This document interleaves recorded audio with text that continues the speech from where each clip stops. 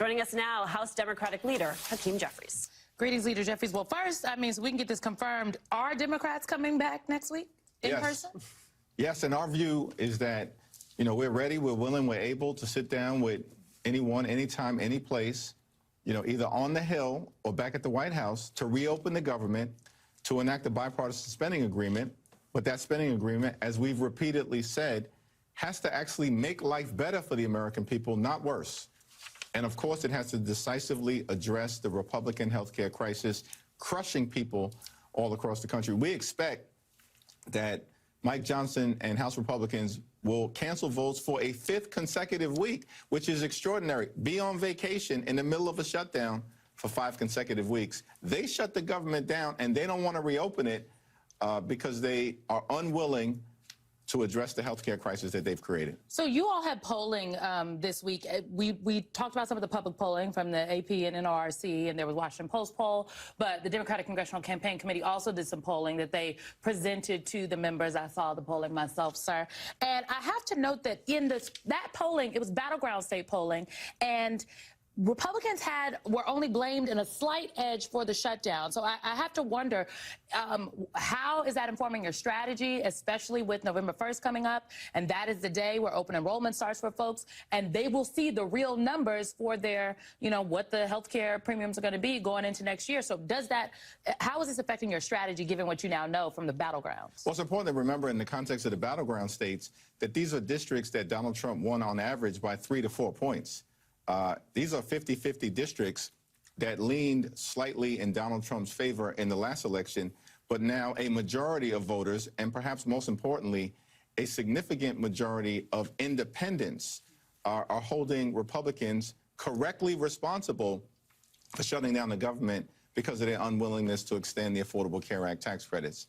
Now, what we've seen from public polling all across the country, of course, is that when asked the question, who's more responsible for shutting down the government consistently, it's Trump and House Republicans. The reality is they control the House, the Senate, and the presidency. They've taken this my way or the highway approach since the very beginning of Donald Trump coming back into office. And of course, it's understandable that they are bearing the brunt of responsibility, and they've been unwilling to negotiate. And we continue to say, let's sit down, let's find a bipartisan path forward. But we also have to address the health care crisis that's crushing people in rural America, urban America, small-town America, the heartland of America, and, of course, black and brown communities throughout America. Yeah, because the chairman always talks about what he's hearing from Republicans. And to that very point, you talk about they have the control, and they have the House, the Senate, the White House, and all of that. But the countermeasure to what you're describing is what we saw play out today in the Senate, where you had 3 Senate Democrats vote in favor of the worker pay bill, Senator Ossoff of Georgia, Fetterman of Pennsylvania, and Warnock of Georgia. So how do you stay on message when the countermeasure to what you're doing now, which has been effective, the messaging around health care, sort of leveling up what the impact of all this is having on real people out there. But now Republicans say, okay, I see you. I got one more for you. Hard bill after hard bill after hard vote after hard vote.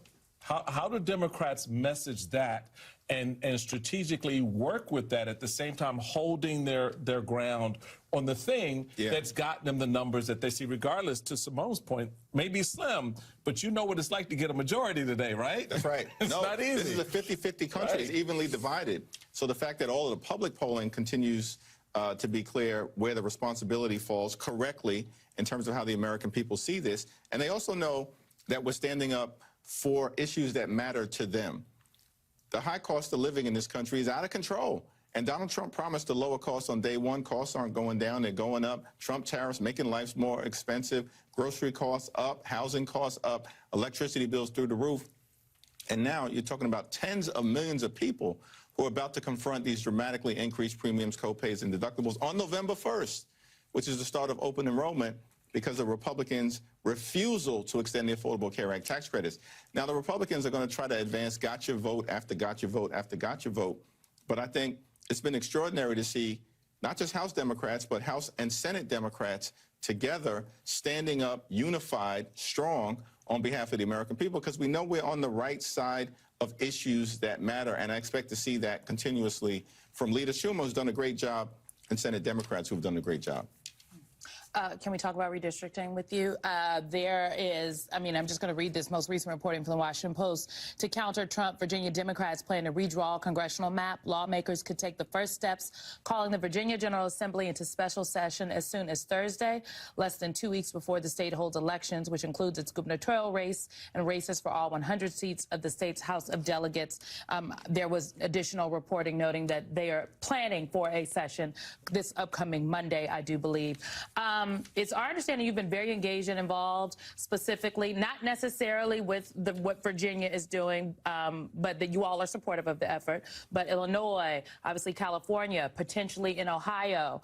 Are you going to be able to counter what Republicans are doing? They're going to get about 19 seats if their efforts are successful.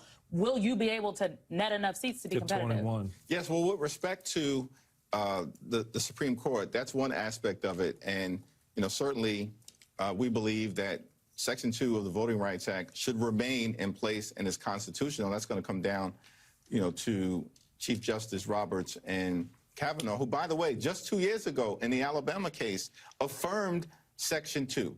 And so, we'll cross that bridge when we get to it. I don't think there's any justification to eradicate the Voting Rights Act, and I don't believe it will be eradicated at the end of the day. Now, separate and apart from that, we've seen Republicans engage in this aggressive gerrymandering ordered by Donald Trump so they can rig the midterm elections. And we've been clear from the beginning, we will not allow Republicans to artificially maintain the majority and cheat their way back to holding the gavels. Texas acted.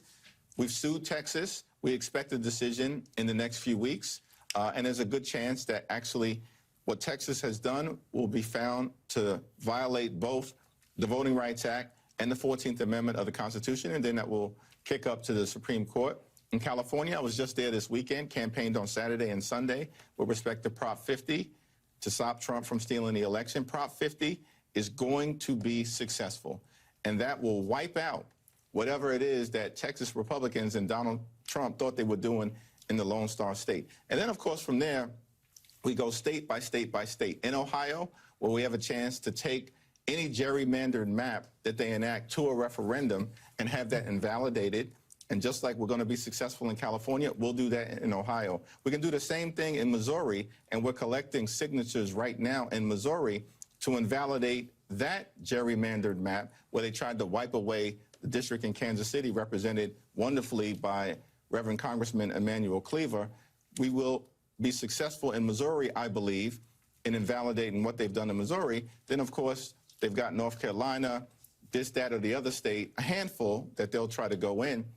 And I think Democratic governors have also been clear, in Illinois, in Maryland in particular, saying we will respond forcefully and appropriately. And that's a Democratic position all across the country. So I appreciate that like nobody's business. But as someone who understands how the art of redistricting works, having sued over the maps of a Democratic governor in the state of Maryland and won, and having looked across the country, state after state, and strategized how we work the maps, I think it's important for those Democratic governors to not wait for Republicans.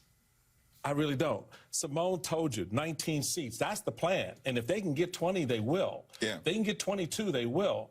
So this idea we're going to wait and see, leader, I think sort of ties your hands. The political moment for you right now, I think, as a party, is to lean into that fight and say, okay, you want to play? All right, how many seats? How many seats? Let's do this. We are leaning in. I can assure you, and you're seeing action unfold in different parts of the country. Okay. And that will continue to happen. And you've seen action this week, and you'll continue to see action over the next few days into next week and beyond. Now, a lot of our effort certainly has been concentrated in California because that's a must win. We had to go out and raise, thanks to Speaker Pelosi, Gavin Newsom, they've done a tremendous job. Zoe Lofgren, Pete Aguilar, the California delegation has been phenomenal. But we had to go out and raise $100 million collectively and then, travel up and down the state to actually make sure that voters are coming out. And what's been amazing about California, based on what came out of this most recent weekend, turnout is higher in certain parts of the state for this off-year referendum than it was in the 2024 presidential election.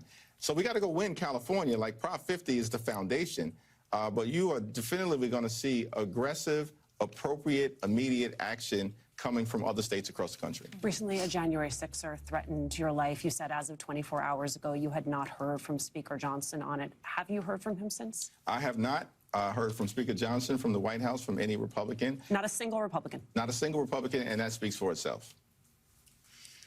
Yeah. The threat is in and of itself alarming as an American who cares about democracy, and what you just said is devastating as someone who cares about those institutions. House Democratic Leader Hakeem Jeffries, thank you so much.